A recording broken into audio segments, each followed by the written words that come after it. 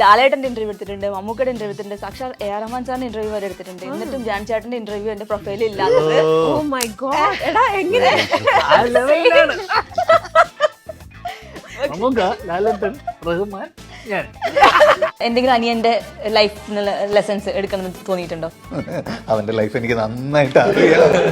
അതൊന്ന് ലെസൺസ് എടുക്കാൻ പോയാ ഞാൻ കട്ടയും പടവും മടങ്ങി പോണ്ടി വരും. Very very emotionally damaging. ഞങ്ങൾ എങ്ങനെ ഒരു അമ്മയുടെ വയറ്റിൽ ജനിച്ചു എന്നുള്ളതാണ് അത്ഭുതം. ഈ ഇഷ്ടം എന്ന് പറഞ്ഞാൽ ഞാൻ എനിക്ക് വായ തോന്നി വിളിച്ചു പറഞ്ഞിട്ട് എനിക്ക് കിട്ടിയ ഇഷ്ടം, എന്നോടുള്ള ഇഷ്ടം ഫോർ എവറാ. അതെല്ലാ കാലം എനിക്ക് കിട്ടിക്കൊണ്ടിരിക്കും. ധ്യാൻ ചേട്ടാ, നിങ്ങക്ക് ഡിക്കാപ്രിയോയുടെ പടം ഒന്നും ചെയ്യാൻ പറ്റൂല. ധ്യാൻ ചേട്ടാ 5 വർഷത്തിനുള്ളിൽ ഷാരൂഖ് ഖാനുള്ള പടം നടക്കാൻ പോണില്ല. ഓക്കെ, അത് മതി. ഇതേ ഇന്റർവ്യൂലിരിക്കും ഞാനിവിടെ, ഷാരൂഖ് ഖാൻ ഇവിടെ, ദജീബിൻ ഇവിടെ, വിഷ്ണു ഇവിടെ. അപ്പൊ ഞാൻ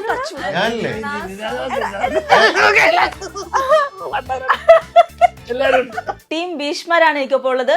6 പേരെ ഞാൻ വെൽക്കം ചെയ്യാണ്. ഞാൻ നേരത്തെ അവിടെ പറയണത് കേട്ടു, അതായത് ധ്യാൻ ചേട്ടൻ്റെ ഇന്റർവ്യൂവിന് വേണ്ടി വെയിറ്റ് ചെയ്തിരിക്കുന്ന ആൾക്കാരായിരുന്നു. സോ അതേ കഥ തന്നെയാണ് എനിക്കും പറയാനുള്ളത്. ഞാൻ ഇല്ല, ഈ കരിയറിൽ എനിക്ക് ഇതുപോലെ ചീത്തവാക്ക് കേട്ടൊരു ഇന്റർവ്യൂ വേറെ ഉണ്ടായിട്ടില്ല. വർഷങ്ങൾക്ക് ശേഷം ഇന്റർവ്യൂ, ബഹിഷ്കരണ ആഹ്വാനം വരെ ഉണ്ടായിട്ടുണ്ട്. ധ്യാൻ ചേട്ടൻ ഇല്ലാത്ത ഇന്റർവ്യൂ ഞങ്ങൾ വേണ്ടാന്ന് വെക്കുന്നു എന്ന് പറഞ്ഞിട്ട് ആൾക്കാർ കമന്റ് ചെയ്ത് പോയിട്ടുണ്ട്. ഇന്നേ വരെ ഉണ്ടായിട്ടില്ല. ഇന്റർവ്യൂ എടുത്തിരുന്നോ? ഇല്ല, നമ്മൾ ഇതുവരെ എടുത്തിട്ടില്ല. First time.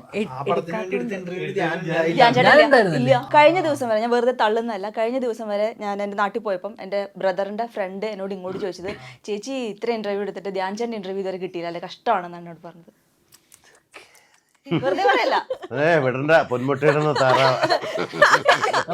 Single interview. അതെ, കുറച്ച് ആൾക്കാരുണ്ട്. കുറച്ച് ആൾക്കാരുണ്ട്. ലാലേട്ടന്റെ ഇന്റർവ്യൂ എടുത്തിട്ടുണ്ട്, മമ്മൂക്കയുടെ ഇന്റർവ്യൂ എടുത്തിട്ടുണ്ട്, സാക്ഷാൽ എ.ആർ. റഹ്മാൻ സാറിന്റെ ഇന്റർവ്യൂ വരെ എടുത്തിട്ടുണ്ട്. എന്നിട്ടും ധ്യാൻ ചേട്ടന്റെ ഇന്റർവ്യൂ എന്റെ പ്രൊഫൈലിൽ ഇല്ലാത്തത്.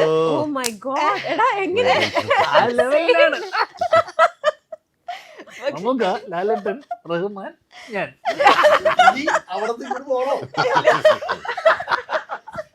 പക്ഷെ ആ സന്തോഷം ഞാൻ ഇപ്പൊ അങ്ങനെ പങ്കുവെക്കുകയാണ്. ഇതിനപ്പുറം എനിക്കൊന്നും നേടാനില്ല. അപ്പൊ ആ സന്തോഷത്തോടു കൂടി ഞാൻ തുടങ്ങുകയാണ്. അതെ, 3 പേര് ഞെട്ടുന്ന ക്ലോസപ്പ് വരും. എ.ആർ. റഹ്മാൻ,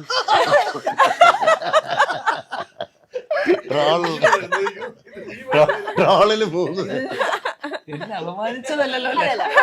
എന്നോട് ഇത് ചോദിച്ച ചോദ്യമാണത്, വെറുതെ എന്തോ പറയുന്നത്. കുത്തി നോക്കുന്ന ചിലവരെ അത് പറഞ്ഞുകൊണ്ടും കുത്തി പറയും. ശരി, സിൻസിയർ ആയിട്ടാണെന്ന് മനസ്സിലാവുന്നത്. ഉണ്ട്, ഞാനത് ഇപ്പഴാ പറഞ്ഞ ആ ഒരു പ്രൊഫൈൽ അത് വന്നപ്പോ പൂർത്തിയായി, കംപ്ലീറ്റ് ആയി. ഈ ഒരു ഫീൽഡില് റഹ്മാനേക്കാൾ ഒരുപടി മുകളിലാണ് ഞാൻ. ഓക്കെ, ശരി. ഞാനൊരു കാര്യം ചോദിക്കട്ടെ, ഞങ്ങൾക്ക് ഇത്ര ആൾക്കാർ ഇങ്ങനെ എക്സ്പെക്ട് ചെയ്തിരിക്കുന്ന എൻ്റെ ഒരു സംഭവമാണല്ലോ ഈ ആൾക്കാർ എന്തേ കിട്ടിയില്ലേ, എന്തേ വന്നില്ലേ, ധ്യാൻ ചേട്ടൻ്റെ ഇന്റർവ്യൂ എവിടെയും ചോദിക്കുന്നത്. ഞങ്ങളുടെ ഈ ഒരു എക്സ്പെക്ടേഷൻ, അല്ലെങ്കിൽ ഈ പ്രേക്ഷകർ ഈ എക്സ്പെക്ടേഷൻ ധ്യാൻ ചേട്ടൻ എത്രത്തോളം പ്രഷറാണ്? ഉണ്ടോ, അങ്ങനെ ഒരു പ്രഷർ ഉണ്ടോ? അയ്യോ ഭയങ്കര പ്രഷറാ. പ്രഷർ എന്ന് വെച്ച് കഴിഞ്ഞാല് ആ രീതിയിലല്ല, ഇന്റർവ്യൂവിനപ്പുറത്തേക്ക് നമ്മൾ എവിടെയെങ്കിലും ഒരു സ്ഥലത്ത് പോകുമ്പോഴൊക്കെ തന്നെ, ഒരു വേദിയിലോ അല്ലെങ്കിൽ ഒരു സ്റ്റേജിലൊക്കെ സംസാരിക്കാൻ പോകുമ്പോൾ തന്നെ നമ്മൾ ഭയങ്കര ചില സ്ഥലത്ത് ഞാൻ തീരെ പ്രിപ്പയർഡ് ആയിട്ടല്ല പോവാറ്. അപ്പം പിന്നെ ഇവിടെ നമ്മൾ പോയി ചിരിപ്പിക്കണമല്ലോ, അതൊരു ബാഗേജാ. അപ്പം എനിക്ക് തോന്നുന്നു അത് പിന്നെ ഞാൻ ആലോചിച്ച് വൺസ് നമ്മൾ മറ്റേതൊക്കെ ഒരു കാലം വരെ ഇതൊക്കെ വളരെ ഒരു സ്പോണ്ടേനിയസ് ആയിട്ട് വന്നുകൊണ്ടിരുന്ന ഒരു സംഭവത്തിൽ നിന്ന് ഇത് മാറിയിട്ട് ചില സ്ഥലങ്ങളിൽ പോകുമ്പോൾ അല്ലെങ്കിൽ ചില പരിപാടികൾക്ക് പോകുന്ന സമയത്ത് ആൾക്കാർ ഇതെങ്ങനെയൊക്കെ തമാശ പറ അല്ലെങ്കിൽ ഇവരൊക്കെ ചിരിപ്പിക്കണമല്ലോ എന്നൊരു ഉത്തരവാദിത്വം, റെസ്പോൺസിബിലിറ്റി ആയി മാറി. അതെനിക്ക് ഭയങ്കര പ്രഷർ. അതുകൊണ്ട് തന്നെ ഞാൻ അപ്പോൾ പൊതുപരിപാടികൾ അല്ലെങ്കിൽ ഇതുപോലത്തെ വേദികൾ പല പല പരിപാടികളും പോവാതിരിക്കുന്നതെന്ന് വെച്ച് കഴിഞ്ഞാൽ എനിക്ക് അവിടെ പോയിട്ട് ചില വിഷയങ്ങളെ കുറിച്ച് നമ്മൾ അഡ്രസ്സ് ചെയ്യുമ്പോൾ ആ വിഷയത്തിന് ഒരു സീരിയസ്നെസ് ഉണ്ടാവുമല്ലോ ചില പ്രോഗ്രാമുകൾക്ക് പോയിട്ട്. അപ്പൊ അസ്ഥാനത്തുള്ള തമാശകളും അല്ലെങ്കിൽ അസ്ഥാനത്തുള്ള തമാശ ഒന്നും വർക്കാവില്ല. ചില സ്ഥലങ്ങളിൽ പോയി കഴിഞ്ഞാൽ എന്റെ ബ്രെയിന് പ്രോസസ് ചെയ്യുന്ന ആ രീതിയിലാണ്. എന്ത് ചെയ്യാൻ പറ്റും. അപ്പൊ ചിലപ്പോ ചില സ്ഥലങ്ങളിൽ പോയി തമാശ പറഞ്ഞു കഴിഞ്ഞാൽ ചില തമാശകൾ അടി കിട്ടുന്ന രീതിയിലുള്ള തമാശയായിരിക്കും. അതേ വരുള്ളൂ ഉള്ളിന്ന്. നമ്മുടെ ഉള്ളിന്റെ ഉള്ളിൽ നിന്ന് ചില കൈൻഡ് ഓഫ് അച്ഛന്റെ ഏതൊക്കെയോ സാധനങ്ങൾ നമ്മുടെ ഉള്ളിൽ കേട്ടിട്ടുണ്ട്, വരും. മറ്റേ കൈൻഡ് ഓഫ് ഒരു സർക്കാസം ഉണ്ട് എവിടെയൊക്കെയോ. നമ്മള് ബാക്കിയുള്ള കാര്യങ്ങളൊക്കെ തന്നെ ഉണ്ടെങ്കിൽ പോലും എനിക്ക് പോയി സാധനം കയറി അടിച്ചു കഴിഞ്ഞു കഴിഞ്ഞാൽ പണിയാവും. പണി വന്നാൽ അടി കിട്ടും. അപ്പൊ നമുക്ക് ഭീഷ്മറിലേക്ക് വരാം. എന്താണ് ഭീഷ്മർ? ആരാണ് ഇതിലെ ഭീഷ്മർ? ഈ പടത്തില് ആദ്യം കമ്മ്യൂണിക്കേറ്റ് ചെയ്യാൻ ഉദ്ദേശിക്കുന്ന ഒരു സാധനം ഈ പോസ്റ്റർ വഴിയാണല്ലോ. അതിന് കണ്ടിട്ട് ഭീഷ്മരായിട്ട് ഒന്നും തോന്നണില്ല. ഇല്ല.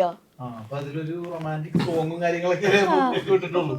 ബാക്കിയൊക്കെ സസ്പെൻസ് ആണെന്നാണ് അതിന്റെ അർത്ഥം. ഓക്കെ. അവൻ കഴിഞ്ഞതിൽ ഇന്റർവ്യൂ പറഞ്ഞത് ഈ പടത്തിന് ഭീഷ്മർ എങ്ങനെ ടൈറ്റിൽ വന്നു എന്ന് ആലോചിച്ചാണ് കുറെ ദിവസങ്ങള് തള്ളിക്കളഞ്ഞത് അല്ലെ, അങ്ങനെ എന്തോ പറഞ്ഞു. ഉണ്ടോ എന്തെങ്കിലും പുരാണവുമായിട്ട് ബന്ധം എന്തെങ്കിലും?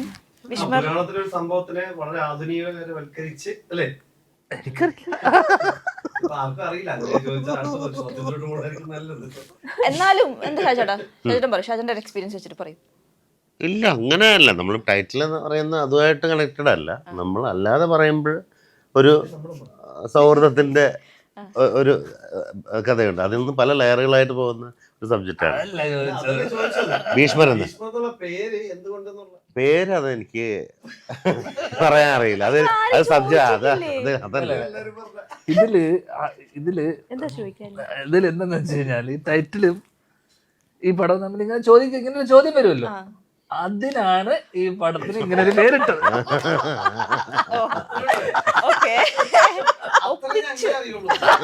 അഥവാ ചോദിച്ചാൽ എന്ത് പറയണമെന്ന് രണ്ട് അസാധ്യ ഗായകരെ കണ്ടെത്തിയ ചിത്രം കൂടിയാണ്. പാട്ട് കേട്ടു. നമ്മളെ ഉദ്ദേശിച്ചത് അസാധ്യം എന്ന് പറഞ്ഞു കഴിഞ്ഞാൽ ഒരിക്കലും സാധിക്കാത്തതും അല്ലെ, അല്ല അങ്ങനല്ല, എന്നാലും ആരെക്കൊണ്ടും ഇത് സാധ്യമല്ലാത്ത അല്ല ആരോ നിർബന്ധിച്ചിട്ട് ചെയ്ത പോലത്തെ ഒരു സാധനം. ധ്യാൻ ചേട്ടൻ ഗംഭീര ഗായകനാണ്. നമ്മള് നരൻ പാടി കേട്ടിട്ട് രോമാഞ്ചം കൊണ്ടിട്ടുള്ളതാണ്. സത്യം പറഞ്ഞ ആ പാട്ട് പാടാൻ എളുപ്പാ. ആയിരുന്നല്ലോ. നരൻ. അങ്ങ് പോണ്ടേ? അല്ല അല്ല വിനീത് ശ്രീനിവാസൻ പാടിയ പാട്ടുകൾ വളരെ എളുപ്പമുണ്ട്. ആർക്കും പാടാം. ധൈര്യമുണ്ടെങ്കിൽ കാട്ടുപുലി ഒന്ന് പാടി നോക്കാം. വിനീതിനെ ഞാൻ വെല്ലുവിളിക്കുന്നു. Thumb ready. സത്യം. കാരണം വെച്ചാ നരൻ ഒന്ന് കിട്ടിക്കഴിഞ്ഞാൽ ആക്ച്വലി, കാരണം ഈ ഓഹോഹോ നരനില്ലേ, ചേട്ടൻ ഇത് പാടുന്ന സമയത്ത് പിള്ളേര് പാടും കൂടെ, അവിടെ നിൽക്കുന്ന ആൾക്കാരൊക്കെ അതൊന്ന് കിട്ടിക്കഴിഞ്ഞാൽ. ഞങ്ങളുടെ വർഷങ്ങൾക്ക് ശേഷം ഷൂട്ട് ചെയ്തുകൊണ്ടിരുന്ന സമയത്ത് പുള്ളി കിടന്ന് ഉറങ്ങുമായിരിക്കും രാത്രി. അപ്പോൾ ഞാൻ ബേസില് പ്രണവ്, അപ്പു, വിശാഖ്, ബേസിൽ എല്ലാവരും കൂടെ ഞങ്ങൾ പുള്ളിയുടെ ഡോറിന്റെ പുറത്ത് പോയിട്ട് പുള്ളി ഉറങ്ങിക്കഴിഞ്ഞാൽ ഡോറിന്റെ പുറത്ത് പുള്ളിനെ വെറുപ്പിക്കാൻ വേണ്ടി ഞങ്ങൾ രാത്രി ഈ പാട്ട് പാടല. ഞാൻ നോക്കുമ്പോൾ എല്ലാരും നന്നായി പാടുന്നുണ്ട് ഈ പാട്ട്. ഈ ഓഹോ നരനില്ലേ, ഒന്ന് പാടി നോക്കൂ. അയ്യോ പറ്റില്ല. പറ്റും. How is the experience with Bhishmar and Dhyan Chetan especially? I don't have much scenes with him in the movie, but She as thought far as more fans for him. അതുകൊണ്ട് അവരവിടെ പറഞ്ഞു പറ്റിച്ചിട്ടുണ്ട്. ഓ പേരാണോ? അതെ, അങ്ങനെ പറയാം. ഓക്കെ ശരി.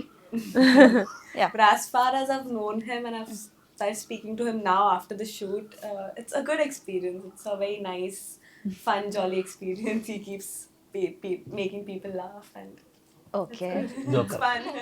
Joker. I didn't Like say that. Joker. No, I just meant you're a funny person. Very funny. Not funny. And about Vishnu? Vishnu is the Okay. This is I've second known film. him. Vishnu Yeah, the- I've known him before since I've done a movie with him before. So I've അതേതായിരുന്നു? been more comfortable with Vishnu. Then Okay. yeah. Aaha. So it was a very good experience with him. കുറേ വർഷത്തെ ഒരു experience ഉള്ള ഒരു എന്റെ ആളല്ലേ? പറഞ്ഞു കൊറേ കുറേ ഉണ്ടല്ലോ. നമ്മളൊക്കെ കുഞ്ഞിലേ തൊട്ട് കണ്ടു തുടങ്ങി വളർന്ന് സീനിയർ ആയിട്ടുള്ള അത്രയും ആൾക്കാരുടെ കൂടെ ചെയ്ത് വന്ന് ഇപ്പതേ ഈ യങ്സ്റ്റേഴ്സിന്റെ കൂടെയുള്ള ഒരു സംഭവം ഉണ്ടല്ലോ. ഡിഫറൻസ് എന്താ ഫീൽ ചെയ്തിരിക്കുന്നത് ഇവരുടെ ഭാഗത്തുനിന്ന്? എനിക്കെന്നും എല്ലാവരും സുഹൃത്തുക്കളാണ്. കാണുമ്പോഴും ഞാൻ പെട്ടെന്ന് എല്ലാവരുമായിട്ട് അടുക്കും. പിന്നെ മാത്രമല്ല, ധ്യാനിൻ്റെ കൂടെ ഞാൻ ഇതിനു മുമ്പ് അഭിനയിച്ചിട്ടുണ്ട്. പക്ഷേ വളരെ കുറച്ചൊരു ഷോട്ടോ മറ്റോ ഉള്ളൂ. പക്ഷേ ഇവിടെയാണ് ഞങ്ങൾ ശരിക്കും പറഞ്ഞ വിഷ്ണുവായിട്ടും ഒക്കെ ജിബിനായിട്ടും എല്ലാവരുമായിട്ടും അത്രയും കൂട്ടാവുന്ന ഇവിടെയാവും. എനിക്കൊന്ന് 40 days അല്ലേ, 40 days-ഓളം ഞങ്ങൾ ഒരുമിച്ച് ഒരേ കാരവാനിൽ തന്നെയാണ്. അപ്പോൾ എനിക്ക് തോന്നുന്നു രാത്രി കുറച്ച് സമയം മാത്രമേ നമ്മൾ വർക്ക് ചെയ്യാൻ വേണ്ടി പുറത്തിറങ്ങുന്നുള്ളൂ. ബാക്കി സമയം എല്ലാം ഒരുമിച്ച്. അപ്പം ഞങ്ങളുടെ ഒരു ബോണ്ട് വേറെ ആയിരുന്നു. ഒരാൾ പോലും അതിനകത്ത് മാറിയിരിക്കുന്ന ആൾക്കാരില്ല ഈ ഗ്രൂപ്പിൽ. ഈ സൗഹൃദമായിരുന്നു ഏറ്റവും വലിയ ഹാപ്പിനെസ്. ഈ ധ്യാൻ ചേട്ടന്റെ കുറച്ച് 2 പോസിറ്റീവും 2 നെഗറ്റീവും പറയാൻ പറഞ്ഞ. Positive in the Parna, he's a very well sorted person, and I think he's very emotionally intelligent also. Yeah, very emotionally intelligent, and he's a very caring, very caring. And negative എന്ന് പറയാൻ I don't know. Nothing. I don't know. I mean, അങ്ങനെ negative എന്ന് പറയാനായിട്ട് ഈ സിനിമയിൽ ഞാൻ പറയാം teachers പെറ്റായിരുന്നു. അതായത് ഭയങ്കര നല്ല കുട്ടി എന്റെ ബാക്കിയുള്ളവർക്ക് പാരാ അങ്ങനെയൊക്കെ ഈ അങ്ങനത്തെ ഒക്കെ ഭയങ്കര നല്ല കുട്ടി പഠിപ്പിച്ചൊക്കെ എന്നുവെച്ചാൽ അങ്ങനെ ചില പഠിപ്പിച്ച പിള്ളേരില്ലേ. പക്ഷെ ഉള്ളിൽ മറ്റേ ദശമൂലം താമോ എക്സ്പ്രഷൻ. അതെന്താന്ന് വെച്ച് കഴിഞ്ഞാ ഇവൻ ഓൾറെഡി സാറിനോട് സിനിമ ചെയ്തിട്ടുണ്ട്. എനിക്കൊരു ഐഡിയ തന്നിട്ടുണ്ട്. ഓക്കെ, ഞങ്ങൾ രണ്ടുപേരും ഫസ്റ്റ് ടൈം ആണ് ചെയ്യുന്നത്. അപ്പോ എനിക്കറിയില്ലായിരുന്നു. എന്നെ അവൻ പറഞ്ഞതിനേക്കാളും മുകളിൽ ഞാൻ കേറി സ്കോർ ചെയ്തു തുടങ്ങി. അപ്പൊ സാറ് പല ദിവസങ്ങളും വരുന്ന സമയത്ത് വിഷ്ണു പോയി കഴിഞ്ഞതിന് ശേഷമാണ് ഞങ്ങൾക്ക് എനിക്കൊരു മൂഡായി വന്നത് അങ്ങനെയൊക്കെ പറയാൻ തുടങ്ങി. എന്നുവെച്ചാൽ ഞങ്ങൾ വരുമ്പോ പുള്ളി ഭയങ്കര ഹാപ്പി ആവും. വിഷ്ണു ഉള്ള ദിവസങ്ങൾ പുള്ളി ഡള്ളാ ഷോർട്ട് കഴിയും. പുള്ളിയുടെ മുഖത്തൊരു ഓക്കെയാ. എന്റെ ബാലപാഠങ്ങൾ പഠിപ്പിച്ചെന്ന ഇദ്ദേഹമാണ്. എന്നുവെച്ചാൽ എന്നോട് പറഞ്ഞു ഇങ്ങനെ പെരുമാറണം, ഇങ്ങനെ സാറിന് ഇതൊക്കെ ഇഷ്ടം എന്നൊക്കെ പറഞ്ഞു തന്നിട്ട് പുള്ളിനെ കണ്ണെടുത്ത കണ്ടോടാ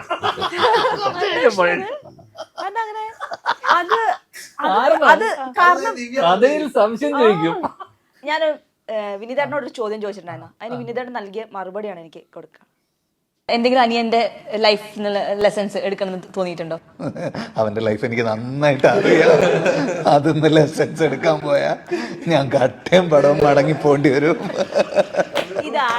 ഇതാണ് ചേട്ടന് പറയാനുണ്ടായ ഒരു സംഭവം. Very very emotionally damaging statement. ഇതിന് മറുപടി എന്താന്ന് വെച്ച് കഴിഞ്ഞാല്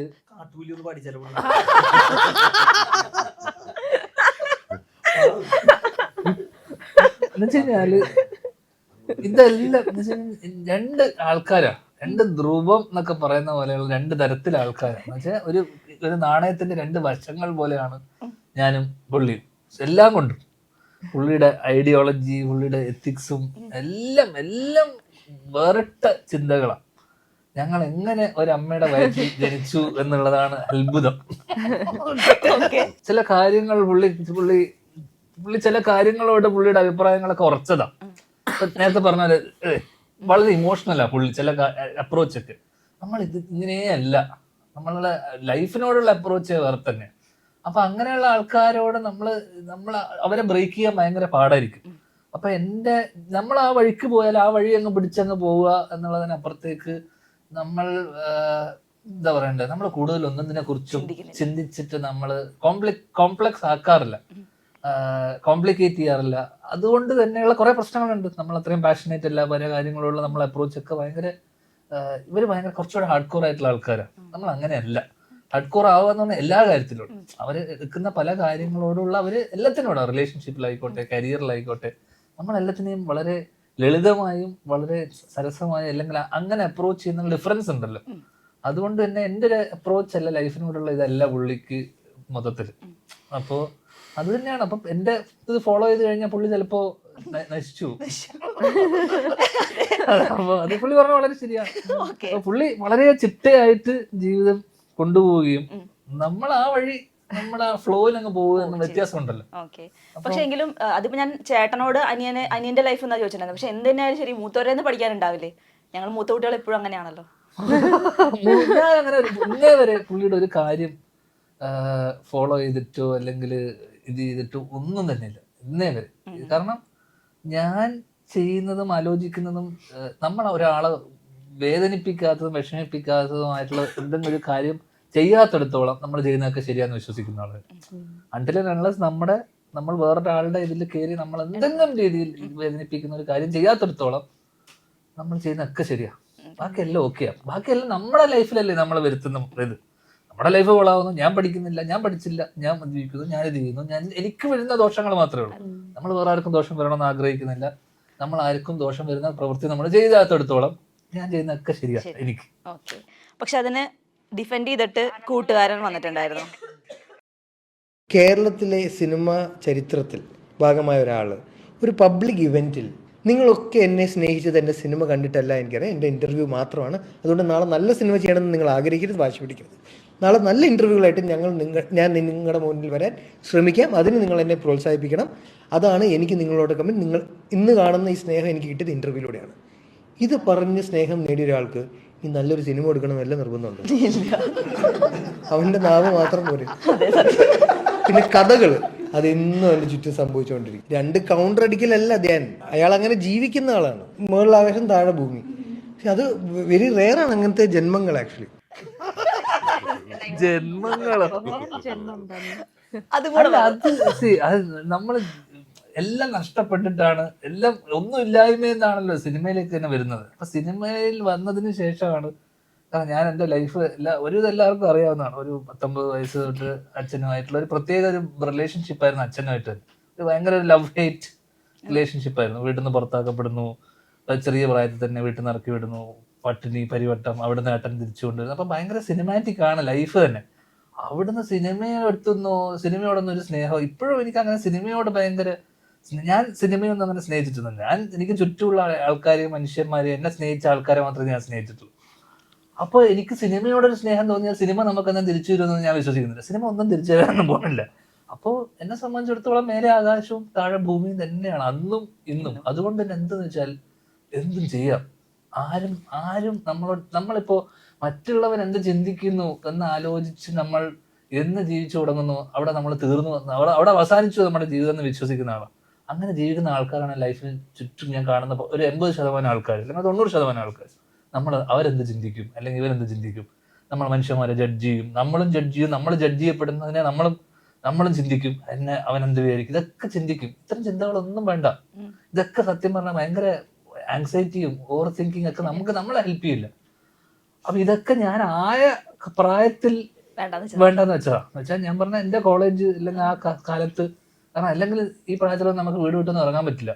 നമ്മൾ വീട് വിട്ട് ഇറങ്ങണമെങ്കിൽ അവിടെ കുറേ കാരണങ്ങളുണ്ട് വീട് വിട്ട് ഇറങ്ങുന്ന സമയത്ത്. അപ്പം അവിടെ നിന്നൊക്കെ വന്നതിന് ശേഷം സിനിമയിൽ വന്ന് ഇവിടെ നിന്ന് കഴിയുമ്പോൾ പിന്നെ കിട്ടുന്നൊരു ഇഷ്ടമുണ്ടല്ലോ. ഈ ഇഷ്ടം എന്ന് പറഞ്ഞു കഴിഞ്ഞാൽ എനിക്ക് വായ തോന്നി വിളിച്ചു പറഞ്ഞിട്ട് എനിക്ക് കിട്ടിയ ഇഷ്ടമാണ്. അപ്പോൾ ആ ഇഷ്ടം എന്നോട് എനിക്ക് ഓഫ് സ്ക്രീനിൽ ഒരു ഇഷ്ടം കിട്ടാനാണ് ഏറ്റവും പാട്. കാരണം ഓൺ സ്ക്രീൻ ഇഷ്ടം നിലനിൽപ്പില്ല. കാരണം ഓൺ സ്ക്രീൻ ഇഷ്ടം എന്ന് പറയുന്നത് ഒരു സിനിമ ഓടുന്നു, അതിന്റെ സക്സസിനെ ഫോളോ ചെയ്യുന്ന ഇഷ്ടം വരെയുള്ളൂ. എന്നുവെച്ചാൽ ആ സക്സസ് 2 ആഴ്ച, അത് കഴിഞ്ഞ് അടുത്ത 2 ആഴ്ചക്കുള്ള അടുത്ത ആളുടെ ഒരു വേറെ പടം ഇറങ്ങുമ്പോൾ പൊട്ടിക്കഴിഞ്ഞാൽ അവന് തെറി കിട്ടും. എന്നോടുള്ള ഇഷ്ടം ഫോർ എവറാ, ലൈഫ് ലോങ്ങാ. അതെല്ലാ കാലം എനിക്ക് കിട്ടിക്കൊണ്ടിരിക്കും. അണ്ടിൽ അൺലെസ് ഞാൻ സത്യം യൂട്യൂബ് ഉള്ളിടത്തോളം കാലം വരെ എന്നോട് ജനങ്ങൾക്കുള്ള ഇഷ്ടം പോലെ എന്തായാലും യൂട്യൂബ് പൂട്ടാൻ പോണില്ല.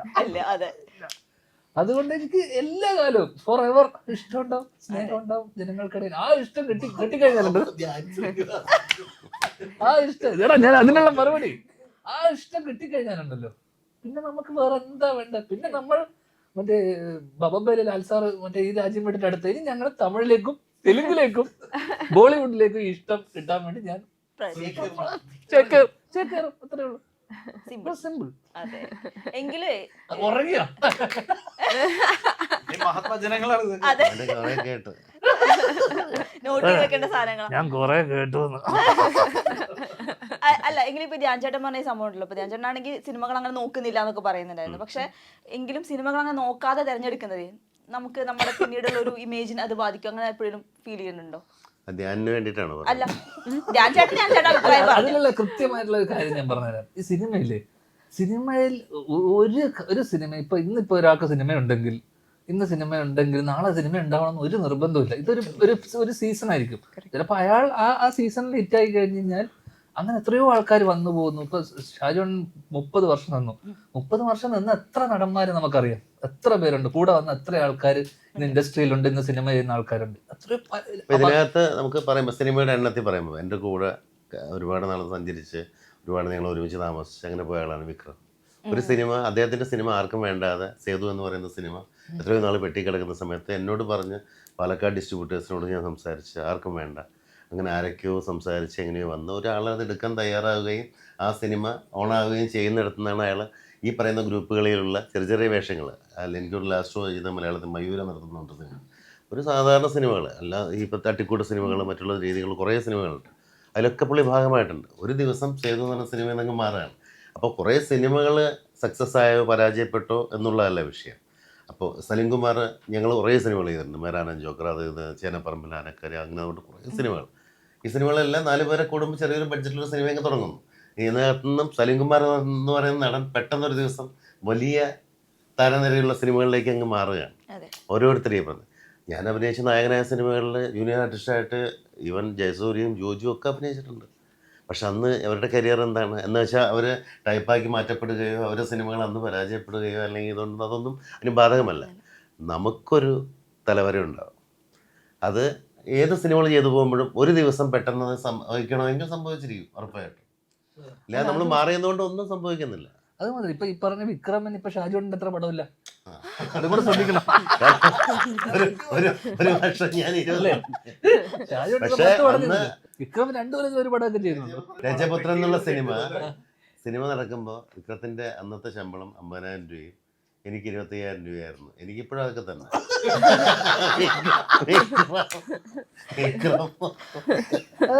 അല്ല ഇതിലിപ്പോ ഞാൻ പറഞ്ഞില്ലേ, ഇത് ഇതിന്റെ ഒരു ഫേറ്റ് നേരത്തെ പറഞ്ഞ പോലെ നമുക്ക് ഒരിക്കലും പ്രഡിക്റ്റ് ചെയ്യാൻ പറ്റാത്ത ഒരു സംഭവമല്ലേ. ആര് ഇതിൽ വരും? ഇപ്പൊ ബേസിൽ നമ്മൾ കാണുമ്പോൾ ബേസിൽ തിരയില് ലാസ്റ്റ് ടെസ്റ്റിന്റെ എന്നുവെച്ചാൽ അതിന്റെ ഏട്ടന്റെ മുകളിലുണ്ടായിരുന്ന അസോസിയേറ്റ്സ് ഉണ്ട്, ഗണേഷ് ഉണ്ട്, അഭിനവ് ഉണ്ട്, എല്ലാവരും സിനിമ ചെയ്തു.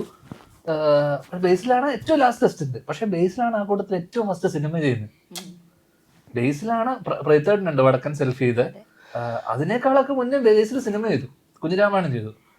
ഏറ്റവും ലാസ്റ്റ് ടെസ്റ്റിന് അതിന്റെ ക്ലാപ്പ് അടിച്ചിരുന്ന ബേസിലാണ്. അത് ആ കൂട്ടത്തിൽ സീനിയർ ആയിരുന്ന അസോസിയേറ്റ്സുമാരും അസിസ്റ്റൻസിനേക്കാളൊക്കെ മുന്നേ സിനിമ ചെയ്തത് ബേസിലാണ്. അപ്പൊ നമുക്ക് പറയാൻ പറ്റില്ല ആരുടെ ഫേറ്റ് എന്താവും, ഇതിലെന്താവും, ആര് എത്ര കാലം നിൽക്കും, സസ്റ്റെയിൻ ചെയ്യും, സർവൈവ് ചെയ്യും. ഒരുപാട് സിനിമേനെ സ്നേഹിച്ച് ഒരുപാട് കാലം സിനിമയിൽ വർക്ക് ചെയ്തിട്ട് ഒരു സിനിമ പോലും ചെയ്യാൻ പറ്റാത്ത ഒരു 100 അസോസിയേറ്റ്സ്മാരുണ്ട്, ഡയറക്ട് ചീഫ് അസോസിയേറ്റ്മാരുണ്ട്. നമ്മുടെ കൂടെ വർക്ക് ചെയ്ത് തന്നെ എത്രയോ പേരുണ്ട്. എന്ന് വെച്ചാൽ ആദ്യത്തെ ഒരു സിനിമ ചെയ്യാൻ പറ്റാതെ ഇപ്പോഴും ഒരു കഥയും കൊണ്ട് നടക്കുന്ന എത്രയോ പേരുണ്ട്. അപ്പൊ ഇത് എന്ന് പറയുന്നത് കംപ്ലീറ്റ്ലി ഒരു ഭാഗ്യം ഇതിന്റെ വലിയ ഫാക്ടറാണ്. അതിനപ്പുറത്തേക്ക് നമ്മുടെ കോണ്ടാക്ട്സ് അല്ലെങ്കിൽ നമ്മുടെ ബന്ധങ്ങൾ, അത് ഭയങ്കര വലിയ ഫാക്ടറാണ്. നമ്മുടെ കോഡ് ഓഫ് കണ്ടക്ട് നമ്മളെ ആൾക്കാരോട് എങ്ങനെയാണ്, കാരണം ഒതുക്കിക്കളയും ചിലപ്പോ നേരത്തെ പറഞ്ഞ പോലെ. പറഞ്ഞു കഴിഞ്ഞാൽ അങ്ങ് ഒതുക്കിക്കളയാൻ പറ്റുന്ന സാഹചര്യമൊക്കെ ഉണ്ട് ഇവിടെ. കാരണം ഒരു 10 പേര് പറഞ്ഞാൽ മതി അവൻ അഹങ്കാരിയാണ്, അവൻ ഇതാണെന്നൊക്കെ പറഞ്ഞു കഴിഞ്ഞാൽ അങ്ങനെയുള്ള ആൾക്കാർക്കും വലിയ പാടാണ് നിലനിന്ന് പോകാൻ. ഒരു സിനിമ ഓടി കുറച്ച് അഹങ്കാരമൊക്കെ കാണിച്ച് എന്തെങ്കിലുമൊക്കെ കഴിഞ്ഞു കഴിഞ്ഞാൽ പിന്നെ അവൻ ഇങ്ങനെയാണെന്നൊക്കെ പറഞ്ഞു കഴിഞ്ഞാൽ ചിലപ്പോൾ അവന് പിന്നെ പടമില്ലാണ്ടായി പോകും. ഒതുങ്ങിപ്പോയ അങ്ങനെ ഒതുക്കപ്പെട്ട ആൾക്കാരായിട്ട് ഒതുങ്ങിപ്പോയ ആൾക്കാരുണ്ട്. കയ്യിലിരിപ്പുണ്ടാണ് പലർക്കും, അങ്ങനെ കയ്യിലിരിപ്പുണ്ട് ഒതുങ്ങിപ്പോയ ആൾക്കാരൊക്കെ ഉണ്ട്. പിന്നെ നമ്മൾ സിനിമയിൽ വരുമ്പോൾ നമ്മൾ പാലിക്കേണ്ട ചില ഡിസിപ്ലിൻ അത് പാലിക്കാതെ പോകുമ്പോൾ ഒതുങ്ങിപ്പോകുന്ന ചില ആൾക്കാരുണ്ട്. നേരത്തെ പറഞ്ഞ പോലെ ഒരുപാട് സിനിമ ചെയ്തു. കാരണം ഞാൻ ഈ കഴിഞ്ഞ വർഷത്തിനിടെ എത്രയോ സിനിമ ചെയ്തു, ഇത്രയും ബാനറുമായിട്ട് സിനിമ ചെയ്തു. അവരൊക്കെ ആയിട്ടും നമ്മൾ അസോസിയേറ്റ് ചെയ്യുന്ന കാരണം എന്ന് വെച്ച് കഴിഞ്ഞാൽ അവരൊക്കെ തന്നെ നമ്മളോടുള്ളൊരു ഇഷ്ടം കൊണ്ടും നമ്മളോടുള്ളൊരു പേഴ്സണൽ ഇഷ്ടം കൊണ്ടും വിളിച്ച ആൾക്കാരാണ് പലരും. അത് ഓൺ സ്ക്രീൻ നമ്മുടെ അഭിനയം കണ്ടിട്ടൊന്നുമല്ല, നമ്മൾ ഓഫ് സ്ക്രീൻ അവരുമായിട്ടുള്ള ബന്ധം കൊണ്ടാണ്. അത്തരം ബന്ധങ്ങളിലൂടെയാണ് ആക്ച്വലി എനിക്ക് വന്ന സിനിമകളൊക്കെ തന്നെ ഈ ബന്ധങ്ങളിലൂടെ വന്നതാണ് പല സിനിമകളും. അത് സിനിമ ആക്ച്വലി ഇവിടെ ഒരു സൗഹൃദ കൂട്ടായ്മ ഉണ്ട് സിനിമക്കുള്ളിൽ തന്നെ. നേരത്തെ പറഞ്ഞാൽ ഞാൻ ഇത്തരത്തിൽ സിനിമ ചെയ്തു, നമ്മൾ ചൂസ് ചെയ്യല്ലാണ്ട് സിനിമ ചെയ്തു. ഞാനൊക്കെ അങ്ങനെ നോക്കുമ്പോൾ ഔട്ടായി പോണ്ട കാലം കഴിഞ്ഞു. പക്ഷെ അതൊന്നും ഔട്ടാക്കാൻ പറ്റൂല എന്നുള്ളതാണ്. പറ്റാത്തതൊന്നും കൊണ്ടല്ല, നമ്മൾക്ക് അത്രമാത്രമുള്ള സൗഹൃദങ്ങളും ബന്ധങ്ങളും ഉള്ളിടത്തോളം ഒരു പരിധി വരെ പിന്നെ തരക്കേടില്ലാണ്ട് അഭിനയിച്ചു പോയാൽ മതി. ഭയങ്കര വലിയ സംഭവം ഒന്നും വേണ്ട. ഒരു മോശമില്ലാത്ത രീതിയിൽ വൃത്തികേടാക്കാതിരുന്നു കഴിഞ്ഞാൽ കുറെ കാലം നിന്ന് പോവാം. പിന്നെ ഞാൻ സിനിമ അഭിനയം നേരത്തെ പറഞ്ഞ പോലെ നമ്മൾ അതിനെ എത്രത്തോളം സീരിയസ് ആയിട്ട് കാണുന്നു എന്നുള്ളതിനപ്പുറത്തേക്ക് ആക്ടേഴ്സ് എന്നും ഇൻസെക്യൂർഡാണ്. കാരണം ആക്ടർ എപ്പോഴും ഒരു ഡയറക്ടറിന്റെ വിളി കാത്തോ അല്ലെങ്കിൽ റൈറ്ററിന്റെ വിളി കാത്തോ നിൽക്കുന്ന ആൾക്കാർ. അവര് നമ്മളെപ്പറ്റി ചിന്തിക്കാതിരിക്കുമ്പോൾ നമുക്കൊന്നും ചെയ്യാൻ പറ്റൂല. നമുക്ക് വിളിച്ച് ചാൻസ് ചോദിക്കാൻ പറ്റുന്ന, അപ്പൊ എനിക്ക് അതുപോലും പറ്റാത്തൊരവസ്ഥയുണ്ട്. കാരണം അച്ഛന്റെ പേര് ഇതെന്നൊക്കെ പറഞ്ഞ് നമ്മൾ സമ്മതിക്കൂല, നമ്മുടെ ഉള്ളിന്റെ ഉള്ളിലുള്ള ഈ അഭിമാനം സമ്മതിക്കൂല. അതുകൊണ്ട് ആരും വിളിച്ചതുവരെ ചാൻസ് വെച്ചിട്ടില്ല. അപ്പൊ എനിക്ക് ഇങ്ങോട്ട് വന്ന സിനിമകൾ ഒന്നും ഞാൻ വിട്ടിട്ടില്ല, എല്ലാം ഞാൻ ചെയ്തിട്ടുണ്ട്. അതുകൊണ്ട് എനിക്ക് നഷ്ടപ്പെടാൻ ഒന്നുമില്ല. കാരണം നഷ്ടപ്പെട്ട് കൂടിപ്പോയ എന്നെ പുറത്താക്കി സിനിമയിൽ നിന്ന് എന്നേക്കുമായിട്ട് എന്നെ ഇതായി കളഞ്ഞു എന്ന് വെച്ചു. എന്ന് വെച്ചാൽ ഇനി ഉണ്ടാവില്ല ഇവന്റെ സിനിമ വേണ്ടെന്ന് വെച്ചാലും വേറെന്തൊക്കെ ജോലി ഈ ലോകത്തുണ്ട്, എന്തൊക്കെ ജോലി നമ്മൾ ഇതിൽ മാത്രം ഇതായി പോകുന്നത്. ഇപ്പൊ ജിബിൻ പോലീസാണ്, ഓക്കെ, തിരിച്ചാ ജോലിക്ക് പോവാം, തിരിച്ചെടുക്കുമെന്ന് അറിയില്ല. വിഷ്ണു പാട്ട് മ്യൂസിക് ഫീൽഡിലേക്ക് കിടക്കും. ഓക്കെ, ദുബായിൽ അവർക്ക് നല്ല ജോലിയുണ്ട്, അവർക്ക് തിരിച്ചു പോകും. നമ്മളൊക്കെ തിരിച്ചവരെ നമ്മളെ പണിക്ക് പോകും. അത്രല്ലേ ഉള്ളൂ. കൂടിപ്പോ എന്താ സംഭവിക്കാനാ? അപ്പൊ ഈ ഇൻസെക്യൂരിറ്റിയാണ് പലപ്പോഴും ഇത്തരം ചിന്തകൾ വന്നു കഴിഞ്ഞാൽ നമ്മൾ നശിച്ചു. അപ്പൊ ഈ ഇൻസെക്യൂരിറ്റി വന്നു കഴിഞ്ഞു കഴിഞ്ഞാൽ എന്ത് പറ്റും? നമ്മൾ കൂടുതൽ ചിന്തിച്ച് ആങ്ഷ്യസ് ആയിട്ട് ഇതൊന്നും ഇല്ലാണ്ട് അങ്ങ് ചെയ്യുക, വരുന്നിടത്ത് വെച്ച് കാണാറുണ്ട്. ഇതേ മൈൻഡ് സെറ്റിൽ നമ്മൾ പോയി കഴിഞ്ഞാൽ കുഴപ്പമില്ല. ഇതേ നല്ല പ്ലാനിങ്ങോടുകൂടി നമ്മൾ പ്ലാൻ ചെയ്ത് വന്നല്ലേ ഒരു സിനിമ പോലും കിട്ടൂല ചിലപ്പോ. അതുകൊണ്ട് എന്റെ കയ്യിലുള്ള കഥകളാണ് എന്റെ ഏറ്റവും വലിയ ധൈര്യം. ഓക്കെ, ആ കഥയുള്ളവനെ സിനിമ ഒരിക്കലും പുറത്താക്കാൻ പറ്റില്ല. എന്റെ കയ്യിൽ കഥയുണ്ടോ, നിനക്ക് സിനിമകൾ ഉണ്ടാക്കാൻ പറ്റുമോ, നിനക്ക് പ്രൊജക്ടുകൾ ഉണ്ടാക്കാൻ പറ്റുമെങ്കിൽ നീ പേടിക്കേണ്ട കാര്യമില്ല. അപ്പൊ അത് നമ്മുടെ ഒരു ധൈര്യമാണ്. പിന്നെ നേരത്തെ പറഞ്ഞ പോലെ നമ്മുടെ കൂടെയുള്ള സപ്പോർട്ട് സിസ്റ്റം, നമ്മുടെ കൂടെ വളർന്നു വന്ന നടന്മാർ, ആക്ടേഴ്സ്, ഇവരൊക്കെയല്ലേ ഇൻഡസ്ട്രി. അപ്പൊ നമ്മളിത് വിഷ്ണുവിനെ വെച്ച് ഞാൻ പടം ചെയ്യും. നമ്മൾ 5 പേര് തീരുമാനിച്ചിട്ട് ഒരു സിനിമ ഹിറ്റ് ആക്കണമെന്ന് വെച്ചാൽ നമ്മൾ ഹിറ്റ് ആക്കിയിരിക്കും ശ്രീലക്ഷ്മി, അത്രേ ഉള്ളൂ. അത് വരട്ടെ. ആ അതാണ് അങ്ങനെ നമ്മളൊരു ഗാനം തീരുമാനിച്ച്, പക്ഷെ ഇന്ന ദിവസം വരെ ഇത്രയും വർഷത്തിനിടയിൽ ഞാൻ അങ്ങനെ തീരുമാനം എടുത്തിട്ടില്ല.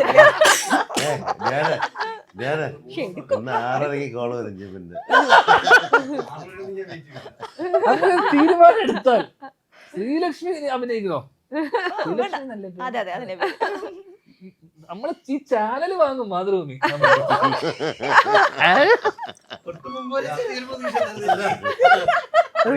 വേണ്ടല്ലേ, നമ്മള് പുതിയ ചാനൽ തുടങ്ങും. എക്സ്ക്ലൂസീവ് ഇന്റർവ്യൂ ഞങ്ങൾക്ക് തന്നാൽ മതി. അത് അത്രേ ഉള്ളൂ.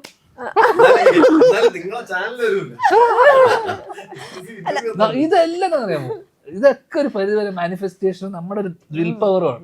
നമ്മൾ നേടുന്ന വെച്ച് കഴിഞ്ഞാൽ നാളെ ഞാൻ ഇപ്പൊ ആലോചിക്കുന്ന അറിയാമോ, ഇന്നലെ ഞാൻ ആലോചിച്ചേ, ഇന്നലെ ആലോചിച്ചു, ഞാൻ സീരിയസ് ആയിട്ട് പറയാ, അമേരിക്കയിൽ പോയിട്ട് ടോം ക്രൂസ് ഡിക്കാപ്രിയോന്റെ വീടിനടുത്തൊരു വാടക താമസിച്ചിട്ട് പോകുന്ന വഴിക്ക് എന്തായാലും പുള്ളി ഇറങ്ങി വരുമല്ലോ.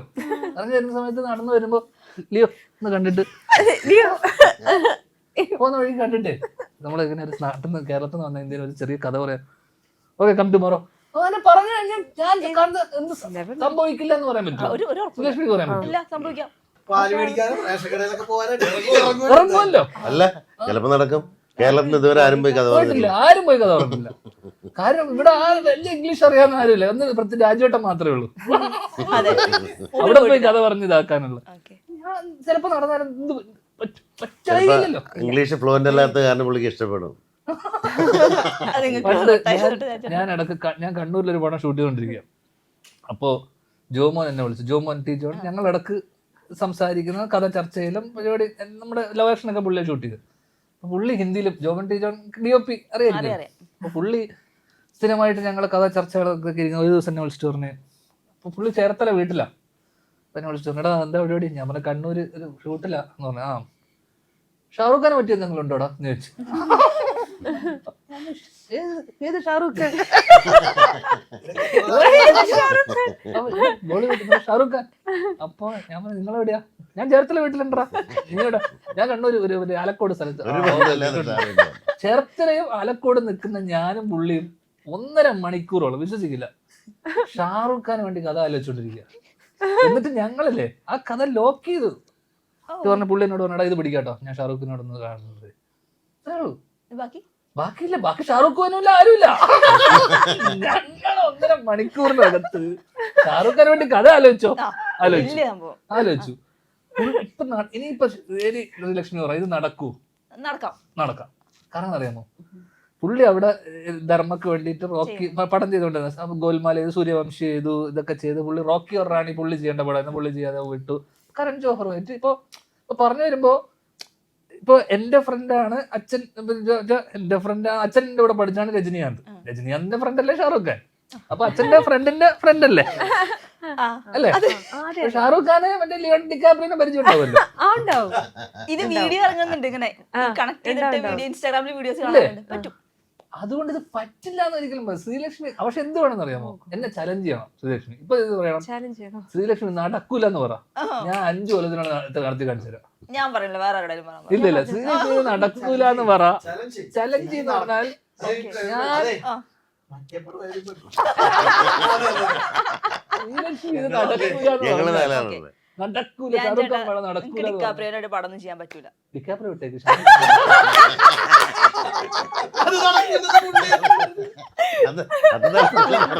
അത് നടക്കൂലെന്നറിയാം.